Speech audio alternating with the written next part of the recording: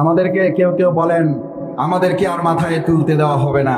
আমরা একটা কথা বলি, সম্মানিত ভাইয়েরা, আমাদেরকে কে মাথায় তুলবে আর কে মাথায় তুলবে না, বাংলাদেশ জামাত ইসলামী কারো মাথায় উঠতে চায় না।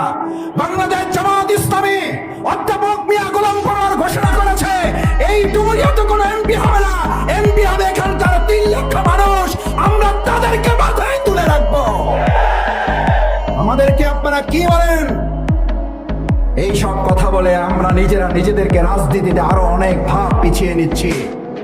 আপনি জানেন না আপনার একটা বক্তব্যের মাধ্যমে কত মানুষ আপনাদের প্রতি ঘৃণা প্রদর্শন করে। আপনি জানেন না আপনার আপনার নিজের কত দলের লোকেরা আপনাদেরকে এখন অপছন্দ করে। বাংলাদেশ জামাত ইসলামী কারো মাথায় উঠবে নাকি বাংলাদেশ জামাত ইসলামীকে জনগণ এবার আমরা তাদেরকে মাথায় তুলে নেব? কারণ আমরা বলেছি বাংলাদেশ জামাত ইসলামী এবার বাংলাদেশের কোথাও শাসক হবে না, এমপি হবে না। বাংলাদেশ জামাত ইসলামীর প্রতিনিধিত্ব হবে এবার এক একজন সেবকের ভূমিকা পালন করবে। সম্মানিত ভাই এবং বন্ধুগণ, বাংলাদেশ জামাত ইসলামী তরুণ এবং যুবকদের সেভাবে তৈরি করতে চায় যারা সেদিন গুলিকে ভয় পায় নাই। কেন ভয় পায় নাই?